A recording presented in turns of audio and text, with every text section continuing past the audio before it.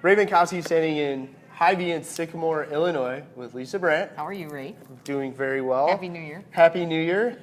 If you're watching this live, obviously you know the first of the year just came and went. Yep. If you're watching this and it was on YouTube or someplace else, timing might not seem right, but there's still going to be some great content. Lisa, we grabbed some snack items, some different things from the Hy-Vee grocery store here. And one of them is a new product by Chobani. That's a yogurt company, right? Correct. And what did you actually grab? Well, I just saw this on the shelf the other day. I'm like, hey.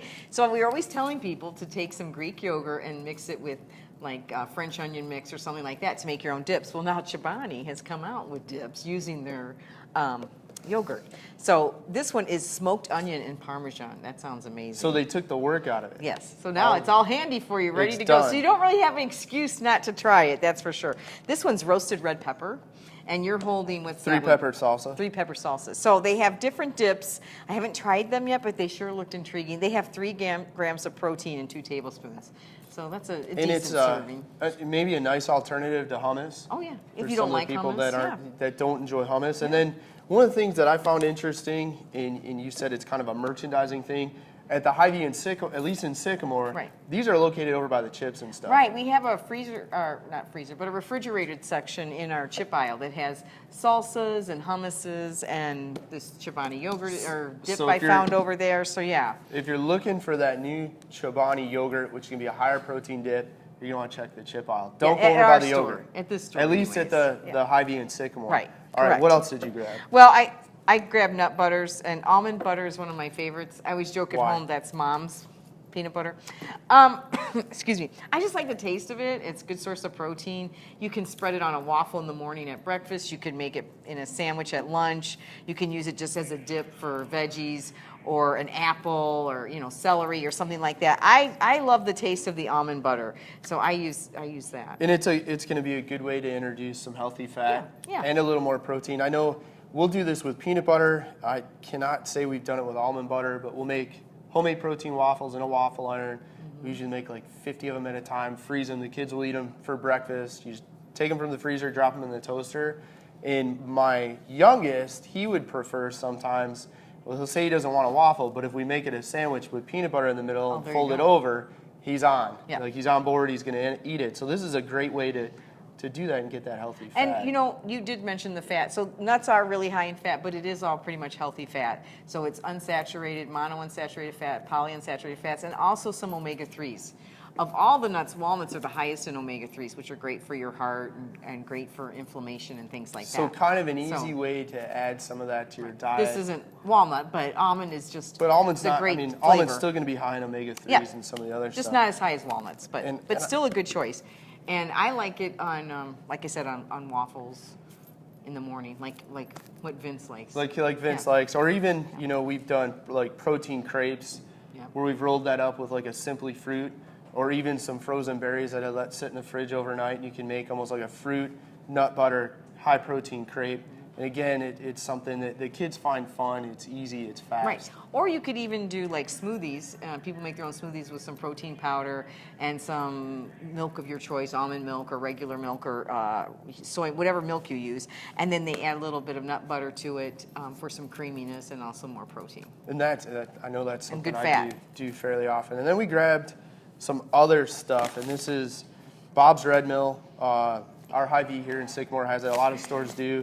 And we grabbed the amaranth. Amaranth did and we really know why we? I grabbed them because I just recently saw something about grains in 2017. I just read an article about different grains and how people are being a little more adventurous in using grains. No, this is actually has in a quarter cup has like 7 grams or 8 grams of fiber in it. So really high in fiber. You get a lot of different nutrients. A lot of your B vitamins are found in the grains. And what are you going to use it in? Well, you could add it to soups. You could make it as a side dish. Bob's nice because he always gives you some recipes on the back. I love the idea, though, of cooking it and just tossing it in with soup, letting the soup cook for a while, and then this will cook up real nice. And I kind of like the idea of doing a soup almost as a side. Like I was off camera kidding Lisa because she made some homemade vegetable soup. I think soup is going to be a nice side, and this makes it an even better nice side. And you could pair it with chicken, like you had suggested, chicken or or beef or any number of things, especially in the winter months in the Midwest. You can have that warm meal. You can kind of add what you want to the soup. Even if you're looking at this like, I'm not going to eat amaranth. What is that? When it's in the soup, you're not even going to know it's there. You're going to get the fiber. You can add almost any grain. You could add some quinoa or some buckwheat or any grain, barley. What about the cracked freekeh? Yeah, you could add that as well. So you could add pretty much any grain to a soup. And the reason I made soup the other night is, one, I've had some dental work done, so I had to eat something soft. And it's just that time of year. It's a definite comfort food for me. And it was really quick and easy. Took maybe a half hour to make. Full of lots of veggies. Used a vegetable and a chicken broth together in it. Real easy, and now I've got soup for the week to have with my lunch. And there's studies that show that people who eat soup maintain their weight better or even lose. So another opportunity to make weight loss maybe a little more doable, easier, long-term maintainable. The other thing we grabbed was chia seed. We get asked about this. A lot of people, because they've seen it on Pinterest or TV or in a magazine or an ad or a celebrity talked about chia seeds, they are available at your grocery store. And if you're somebody out there that's been buying them and adding them to a smoothie or a protein shake and wondering why, in my opinion, and Lisa will, I want to hear what you have to say about them. It says right there, omega-3 and fiber. Yeah. It's an easy way to introduce healthy fat and fiber to a meal. And I used to get, when we would tell people they need to eat more omega-3, they'd say, well, where can I find that, or what foods have it? Right. And then, almost always we'd say walnuts and some other things. Like, well, I don't really eat those, or how am I going to eat them?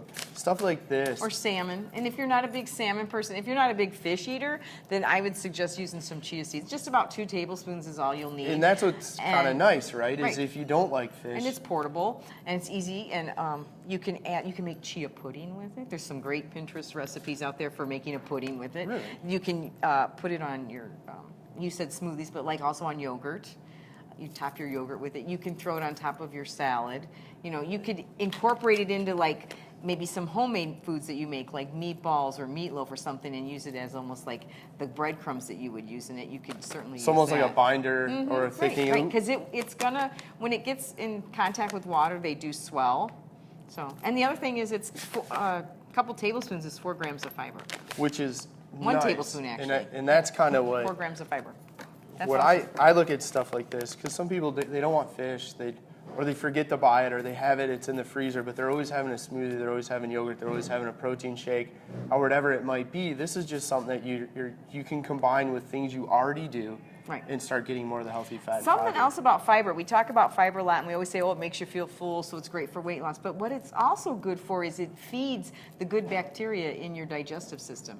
And so we talk all about that gut biome, and there's all this stuff about the gut right now, the gut this and that. So that's another way to feed that healthy bacteria that keeps your digestive system well. And that's something we get asked. And that's huge. And is a struggle for people is there's some schools of thought, studies, research that say things like 70% of immune system health is directly related to the healthier digestive tract.